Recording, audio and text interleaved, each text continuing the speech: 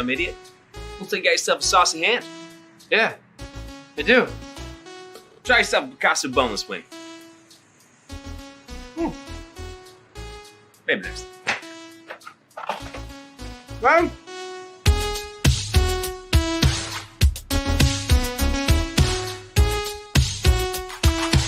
Outlet Liquor is your place to buy a case. Stock up and save when you shop the lowest prices available every day at Outlet Liquor. You never have to wait for a sale. The more you buy, the more you save. Only at Outlet Liquor. What's your outlet?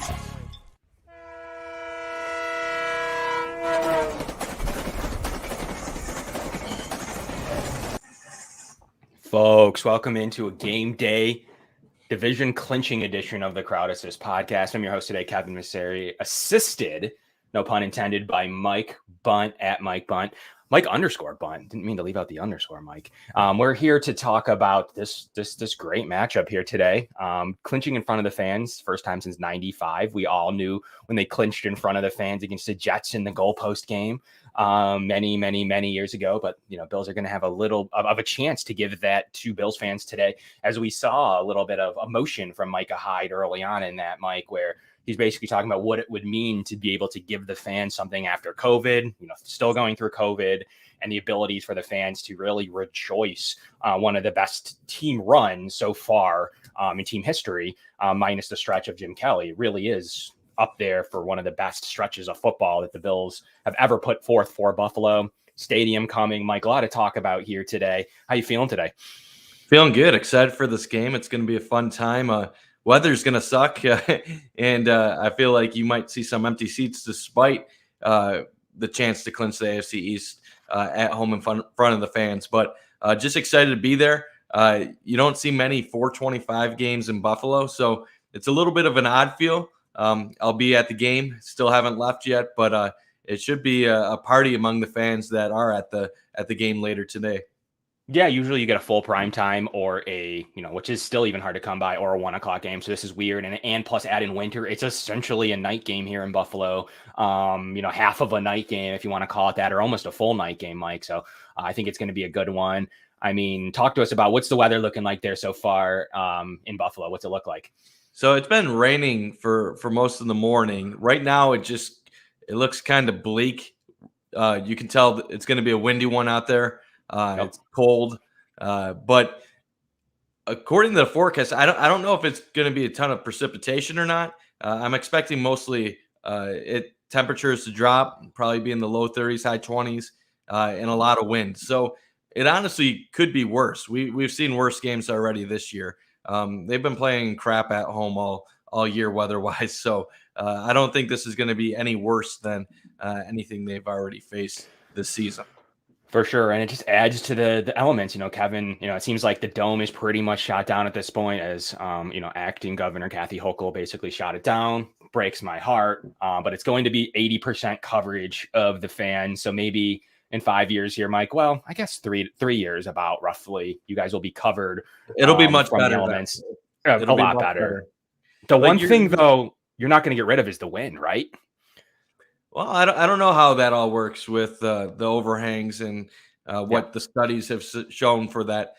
One thing that will be interesting, I mean, you look at StubHub right now, you can get tickets to this game for $6, which is what used to be. That's cheaper than what used to be able to get Sabres tickets when they were tanking. So that really puts in perspective the demand for these Bills games, even when they're good and they have something on the line. People just don't want to be there. Now, next week when it's a playoff game and there actually is win or go home, I'm sure those tickets will sell out quickly and you'll see a lot more demand for those.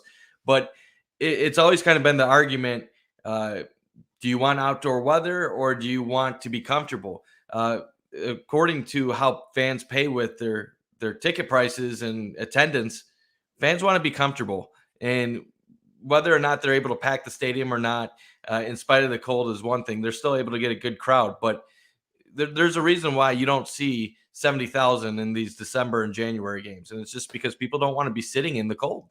Yeah, and the joie de vivre of the Bills is said to be this weather. And, you have players from Florida, from California, from all parts of this country down south, Louisiana.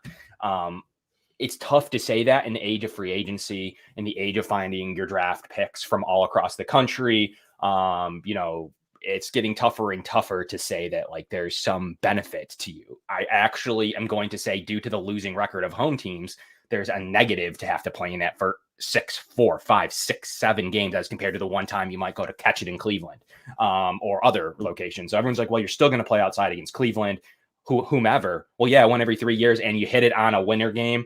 Yeah, sure, there's still that potential shot that you do that. But I do believe you play this game at optimal weather, in optimal conditions, in best game plan against best game plan, adjustments as needed, etc. But now when you see this, and you see the Jets already have reported that they're going to run the ball a lot, they're not going to put it in. There's no way. You saw what Mac Jones had to do. This isn't nowhere near that, Mike, but you're going to see Zach Wilson basically be like, yeah, I don't know, I'm just handing it off. This is week 18. We're just trying to see what we got here, as Tyson said earlier on the preview show with Tyson Rauch over there at Let's Talk Jets Radio. Great host. Check out that show for some in-depth insight. They're missing receivers, Mike, so they can't throw the ball anyways. No Elijah Moore, nor Corey Davis, no Braxton Berrios, who was coming on strong for them this year. It's going to be very tough for them to throw the ball against the league's best pass defense. So they were going to run the ball anyways, let's be honest. But now the Bills are prepared for it. Are they going to be a little bit more prepared than they were against New England? You'd like to think so, as well as no threat at all of really, really hurting you throwing the ball. And then hopefully the weather's good enough for Josh Allen to take advantage and not have 55 in his face. And more importantly, just as important, I should say, Tyler Bass not missing 30-yard field goals in 50-mile-an-hour gusts. The Bills still win the game if they can kick field goals against New England. That's a pretty big point. Most people forget they win the game. So you need to be able to kick short field goals and Josh Allen to be able to do enough to win and stay healthy. The number one point is I'd rather be in the dance as the 7 seed with a full health lineup than be missing players because something bad happened. So that's something I wanted to note. Also, this show is brought to you by Picasso's Pizza and Outlet Liquors. Get out there, get your case, get those Picasso's boneless before 4:30 kickoff, Mike. But we have been hearing across a few sources here at Trainwreck Sports that Shaq Lawson has been communicated to by Brandon Beane directly. It's something that we felt comfortable running based on the evidence and the data that we were supplied in this communication. And it does look like that, bearing him not clearing waivers, which has its caveat. So the thing to be noted about claiming Shaq Lawson at this stage of the season is he cannot play in the playoffs if he is claimed off of waivers. A non-playoff team could say, we want him for our run. We want him for the future. We can put him in our books. However, he would carry the contract that he does have. And he would be a very expensive contract next year. It is, if he was 500,000, 900,000, vet minimum next year, it would make sense for a team to claim him and potentially have him for next season. The Jets released him for a chance at the playoffs. I don't believe he would be very happy to be claimed by one of the bottom 16, 18 teams. So it's looking likely, and then a playoff team can't claim him neither. So you can't do either way. He has to clear waivers, and then he would get his choice. By all accounts, the Bills would be the top or very, very high on that list from what we've heard, as long as the official clearing happens and Brandon Beane makes the official, what would presume to be practice squad offer. Now, we don't know if it would be practice squad or with that elevation like we saw from Devontae Freeman we broke last year, or if it would be just a simple actually on the active roster. F.A. Obata goes to IR. He is out today. So there are a couple of options there, or if they find the need to not need Bobby Hart, and they feel comfortable with the O-line. There are some options there, Mike. So Shaq Lawson could add a lot to the run defense of this team. He brings a lot of juice. We saw what he was able to do in a Bills uniform toward the latter stages of his career. Went off to the Dolphins, got paid, traded to the Jets. Hopeless situation there, one of the worst defenses in the league. They cut him for the playoff run. So, Mike, all of that summed up, how do you feel about the potential reunion of adding another vet to this run defense and, defensive line in general? I'd be all for it. He has experience in Buffalo. He knows how this coaching staff operates. It'd be a move that would make sense for both sides. For Shaq to be able to reunite with his former team and maybe get a chance at playoff football. And for the Bills, for adding a depth guy at a relatively most likely cheap price and just give him a flyer, because it's not like Shaq has really been able to land anywhere else. He was on the Dolphins, went to the Texans, now on the Jets. He's struggling to carve a role for himself in the NFL. And I think his first go around in Buffalo, you always wanted more from him. You were always expecting more. And he finally had the breakout year in a contract season, and he decided to cash in, and you can't really blame him. At this point in time, he's not cashing in. He's not going to get any real big opportunities going forward because the NFL kind of knows what he is at this point. So if he can accept his role and come to Buffalo and be a good teammate, I think it's a good addition if they could add a guy like that this late in the season. And you've seen the propensity of Brandon Beane to make his roster even better as the season goes on. Haven't seen much movement here this season. Really, they don't make moves outside of long-term injuries. Do you see the Bills make a move? And it's really just been a little bit at the offensive line with Bobby Hart on and off the roster. More or less, you activated Stevenson at one point here this season. You haven't seen a lot of movement here for the Bills in their roster. Cam Lewis from UB comes up on the active roster, but really do a little bit with those game day activations, but you really don't see them utilize roster spots this year. They think their roster is talented. They think they've caught some bad luck. We like to talk about the luck factor, and in football here, there's many advanced statistics that show 2 or 3 win deviation away from where they should be based on many advanced statistics, based on their defense, based on their pass defense, based on many factors of when Josh Allen's been able to play, how well he's been able to play. So, they trust this roster even without Trey White, and adding another veteran depth piece, and maybe one you can have back next year too. That's a side note. Like, he knows his defense. It's not just like you're going to sign someone that has never played under McDermott. You're going to be able to add him immediately to the fold and get him in an active game day jersey quicker than you could somebody else. And if not, great depth in case of an emergency. And lastly, the chance to sign him to one of those vet deals that Brandon Beane loves to do. He's in the roster. He's in the organization. They gave him a futures deal. And there you go. So there's a couple of reasons. It's not just because he's going to come in and get 10 sacks in the playoffs. It's going to be good depth. You won't miss a beat if F.A. Obata is out long-term, or if another, Mario Addison goes down or something else happens on the roster. You would have the ability for someone to be there ready to go for snaps. So lots to digest there. We have to wait and see what happens over the weekend. Someone could conceivably claim him for some reason. Feel like they'd want to have him on their offseason roster because you would inherit that final year, renegotiate something, or cut him loose at some point in March. There are options there for a team. So they could go that route. I don't think that's what's best for the player. So we'll have to all kind of revisit, see what happens here. Or if the Bills, after talking to Shaq, really just didn't feel like they had a roster spot, even a practice squad spot for him, even if he clears. I don't know. We don't have, we're not a fly on the wall in their actual communications. All we know is that it happened. So Mike, that was great, but let's talk about the game today. Let's talk about the fact that the Bills can clinch the division at home. Are you looking for a calm, ugly, sloppy win? Are you looking for something like Dallas was able to do last night against Philly? Dallas was out, pretty much full strength, and they played their best football. Philly was just benching players. I think you'll see a similar game here today. But tell me, what are you looking at for this game? Are you just saying, you know what, if the Bills win by 10, 12, that's good enough? Honestly, I'm expecting the Bills to win comfortably today. I don't know if the score is going to be a blowout or not, but I expect them to really kind of control this game. The Jets are without, like you said, many of their top wide receivers. They're going to try to run the ball. And as we've seen in most games outside of New England, Indianapolis, the Bills have done a decent job against the run this year. I think overall, people have kind of exaggerated some of their run game deficiencies just because they've had a couple bad moments against quality teams that can really run the ball well. But I think this is a game the Bills should dictate the pace, the tempo, and really whatever they want, whatever type of game they want it to be, will be what we see.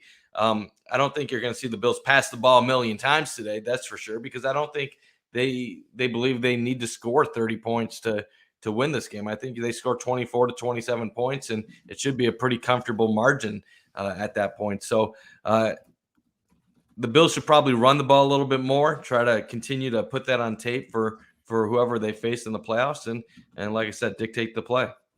Yeah, absolutely. And I think that's the Jets have already stated as much nationally to national news sources that they're going to run the ball today.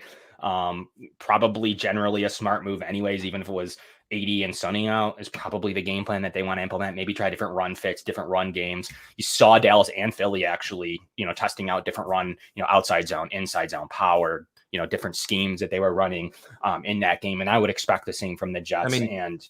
Kevin, it seems pretty obvious. You got a rookie quarterback going on the road against a team going for the AFC East division crown. Without receivers. Without your top receivers, going up against a talented secondary. I mean, it doesn't really make sense for the Jets to air it out. On paper, you look at it, they're probably going to have the same strategy that Atlanta and Carolina had. They're going to try to kill the clock, hopefully run the ball effectively, and try to stay in it. And that's not winning football in the NFL.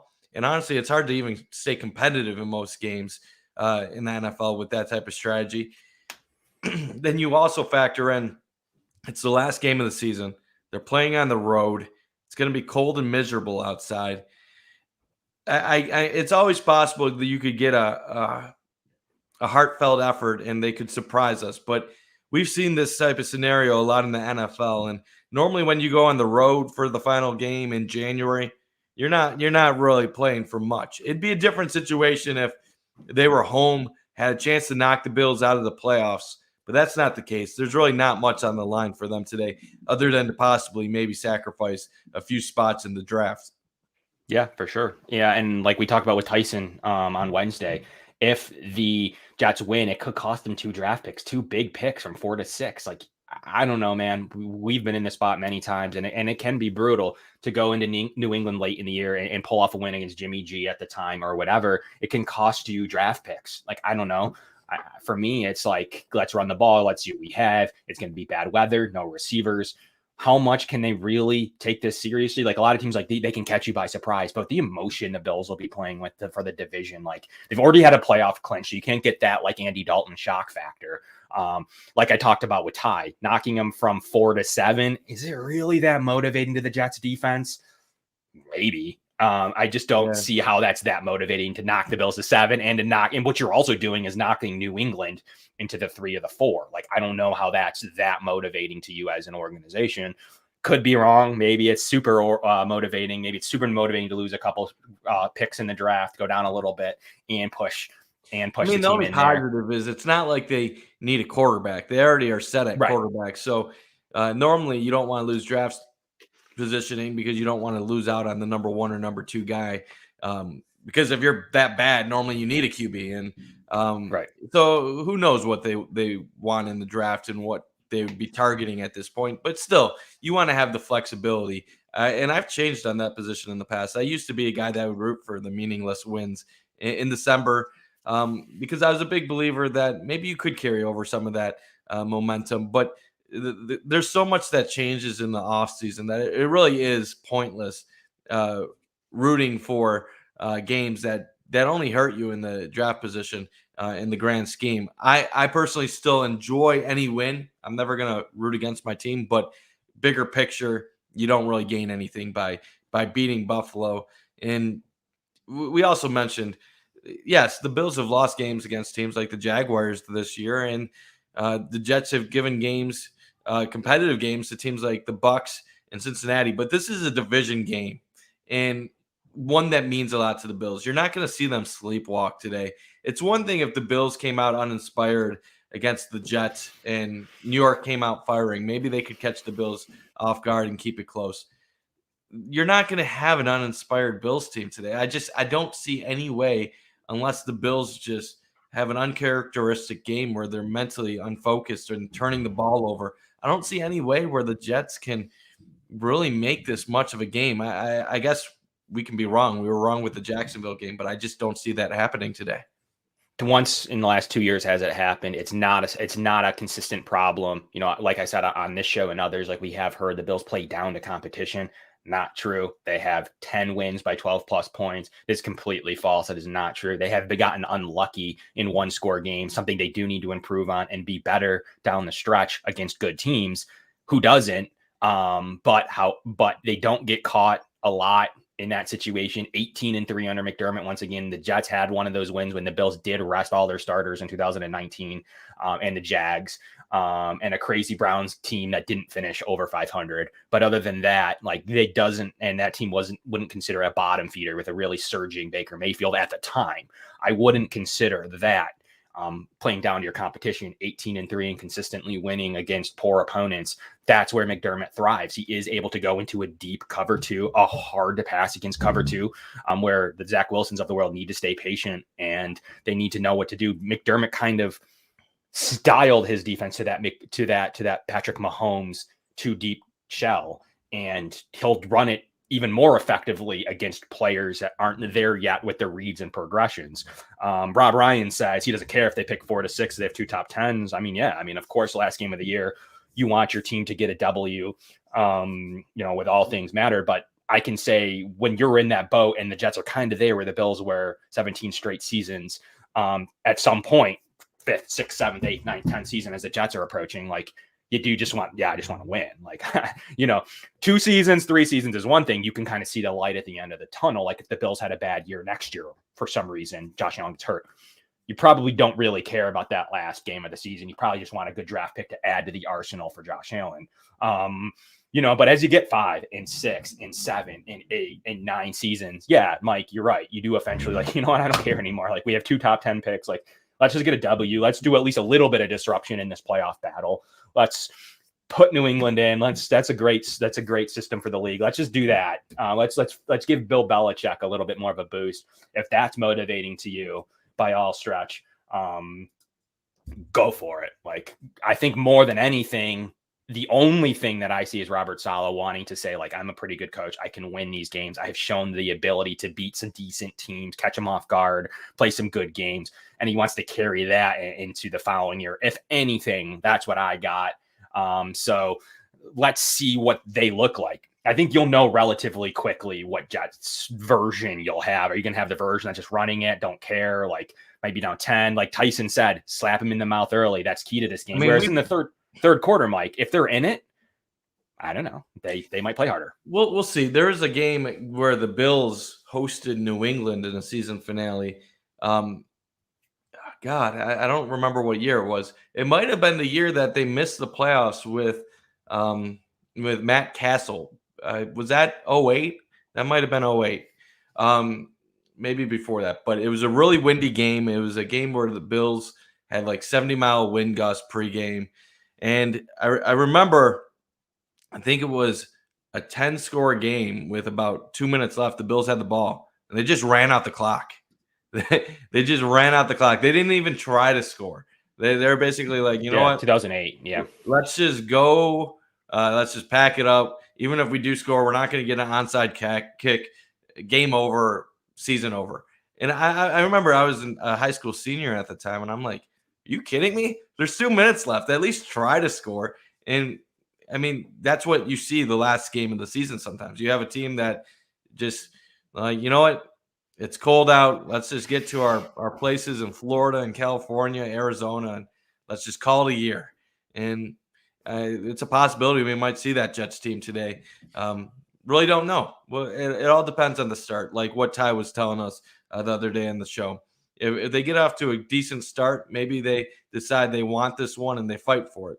They get punched in the face early, they might just give up and let the Bills just. Can you blame them? We've seen the Bills do it. Yeah, like the one fan base that could probably relate to this scenario for the Jets is Bills fans. Like we did this until 2016, call it like the one time we had motivated Rex at the end of his tenure wanting to beat the Ryan Fitzpatrick-led Jets out of the playoffs, and that was just a personal vendetta.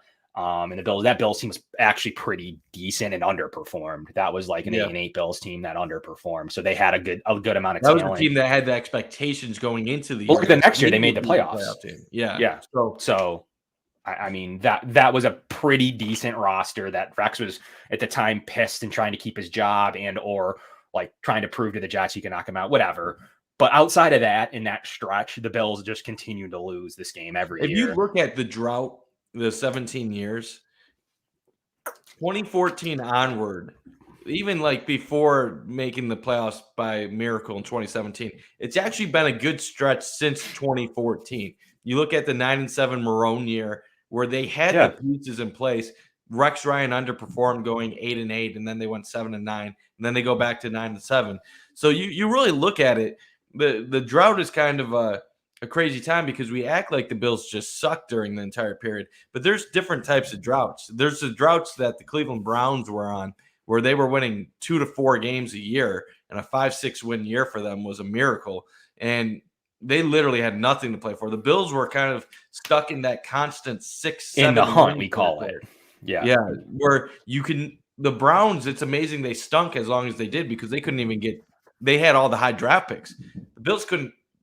Every time they had a chance to get that top 5 pick, they would screw something up. Like they could have had Cam Newton, but they decided to go 4-4 down the stretch with Perry Fuel. So we'll see. The Jets are they're not at that level. The Jets are kind of more like the Cleveland Browns, where they win those 4 games and they really just they get the especially with this roster today. Like I'll try to give him credit where possible. I saw some talent on the Falcons team, and I see a little bit of talent on the Jets, but they've got backups in the offensive line. They've got no receivers. Ty called it a historically bad defense, like statistically, like one of their, if not worst defenses ever.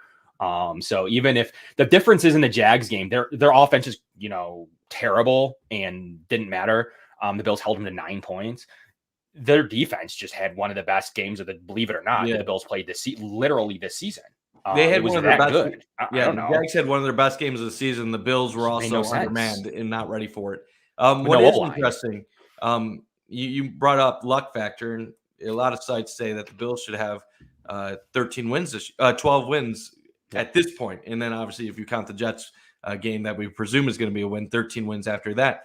Right now, Pro Football Reference, which is a site I love to go to just to get your basic stats, they say the Jets should be exactly 4-12 through 16 games. So this isn't even a team where the stats tell you maybe they're better than what their record is. The stats show this team is exactly what you think they are. They are not good. And Atlanta last week, they were actually expected to be about a 4.5 win team. So yeah, that's right. We saw Atlanta give the Bills a game for a little bit, but they also have guys like Kyle Pitts, and they have Patterson and a quarterback that could be going to the Hall of Fame, Matt Ryan. This Jets team has none of that. So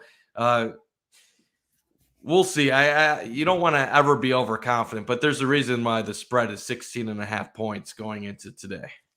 And I have so many beater beats on it. Like I would love to bet the spread. I think it's a lot. Like it's a lot of points to cover. Like the Bills have historically, why it keeps going up, keep hitting the spread or close to it. So Vegas is like, we got to keep it. They win every game by 14 plus.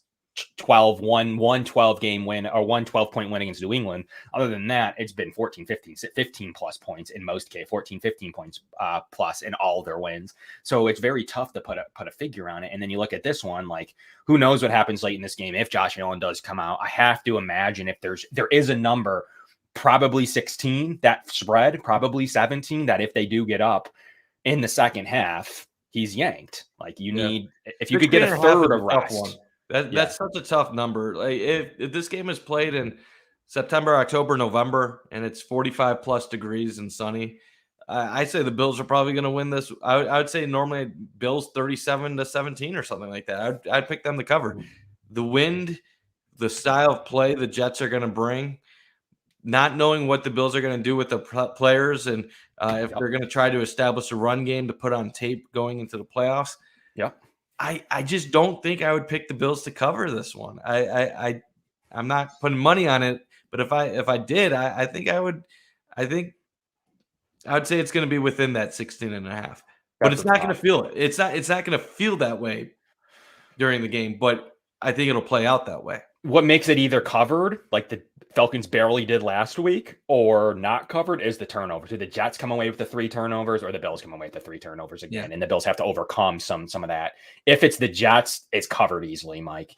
If it's the Bills, then you're back in that 10, 7, 6 to 12 point range. Ideally, we want Mitch Trubisky playing today. Ideally, the Bills would have preferred that scenario. Or at some point, like hopefully, and you want to get get out him reps too. Like those are important reps for Mitch if something has to happen. Like you wanted to get him a half of reps, 100%. Like the Bills have proven that at least a half. They've gone a game in 2019 against the Jets where they didn't care and gave reps to their backup, and a half of a game last year on 2020. You would have liked to see under McDermott a half of Mitch Trubisky for future purposes for those snaps. Those are very important. He hasn't seen too many of them. So like you would want to give him that half of football today. Don't know that you can. You're going to hopefully pray that you get him a quarter. But there is a scenario where if the Bills are the ones in the weather and the rain and the whatever is going to happen on kickoff, they're going to need to take it to the fourth quarter, and you're not going to see Mitchell Trubisky. Bills are praying that at some point in the second half they can give a quarter plus of snaps. A quarter's probably went from a game in 19, a half of a game in 20 to a quarter in 2021. That's kind of what you're thinking about on the scale of like they want to give Mitch Trubisky a quarter. He was asked it in his press conference. He was really coy about his answer, but to me, I saw that answer as like, yeah, they want to get Mitchell Trubisky in this game. That doesn't mean they're going to. That doesn't mean they can. If it's 14 or less, Josh Allen has to play. If it's that 16, 17, call it 3 possessions, I think you see Mitchell Trubisky. So it's that spread is interesting because that's the number that says if Josh Allen's in the game or not. If it's 17 at some point in the second half, towards the latter, middle to the end of the second half, you'll see Mitchell Trubisky for sure. But if it's that 10, I mean, Josh Allen's got to stay in the game. So, Mike, that's what we'll see today. It's time, Mike. It's time. We need to get you on your way. We need to get you to the stadium. We need to get you out there and give us some weather reports on the field. But give us your keys to the game. There is still a game, and the Bills do need to win. So give us your keys to the game and your final score prediction. Ty had him covering. So let's see what you got. So keys to the game. The first one's obvious. Stop the run. Okay. I don't think you need to worry about the Jets really airing it a ton this game with a rookie quarterback going up against the Bills secondary. Just don't see really a ton of advantages for them to air it out, especially minus their wide receivers. So focus on the run and be physical. That's going to be key in the playoffs, and they need to show that they can at least stop a Jets team before they can show that they can stop some of these better run attacks that they'll see in the next couple of weeks. Number 2, I'd say just be yourself offensively. Don't let the weather impact yourself. This is not going to be as bad as some of the games earlier in the year, or at least it doesn't appear that way early on. It's going to be windy. The temperature is not great, but this isn't 20 degrees with snow flying all over the place. This is wind with some light precipitation right now. Hopefully it stays that way. Play your game. And then as far as a prediction, I'm going to say 24-10. I think the Jets might make it appear close on the scoreboard. Cover and the under. I think the Bills are going to enforce their will. I could end up being completely wrong. Half the time I am with these picks against the spread. I'm normally good straight up who's going to win against the money line, but when it comes against the spread, I'm about 50-50. So I think the Jets are going to just be able to keep it underneath. Yeah, I mean, so the Jets are going to get the points, obviously, and they're going to be the ones that are going to just, according to Mike, just get it there. I'm still considering putting some money down with the new rules in New York where you can bet on mobile apps and do whatever you want to do, which has been pretty fun and pretty cool. So there's a cool prop bet right now that you get whoever you pick in New York. So the Jets or the Bills in this game. If you pick the Bills, you get their longest touchdown in a bonus into your account. So if you pick the Jets or the Bills and they don't cover, even if they lose, you lose your bet, obviously. But then you would get, if the Bills score a 50-yard touchdown, $50 free play, which is a pretty cool kicker backup if they do lose. And if they win, get the money and you get it. I might bet on the 16.5. I don't feel great about it, Mike. One last thing from you. Who do you want to play? You got to pick a team. Who do you want them to play I want next them week? to play the Raiders. I'm hoping Cleveland wins today, and then that Vegas then beats the Chargers, who I believe they'll play. I think it's looking like either Indy or New England, which is not – I don't love either of those, to be honest with you. I think against New England, I feel comfortable, but I don't feel like either of those games are locks. While Vegas coming to Buffalo in January – I know Derek Carr just beat Cleveland recently. Zay Jones as your receiver. I mean, Darren Waller is coming back, so that could make things a little difficult. But it's hard to see Vegas really having a high-flying offense in January weather in Buffalo, while I think New England and Indy have the building blocks to at least challenge and give Buffalo some problems, Indy especially. I feel like that would be the nightmare scenario. Not that Buffalo can't beat them, but they definitely enforced their will the last time they played the Bills. Yeah, and I think there's some good statistics that show the Bills might be able to play a little bit better against Indy. I think Eric over at Cover One, or the Cover One team, has done some good jobs at talking about that a little bit.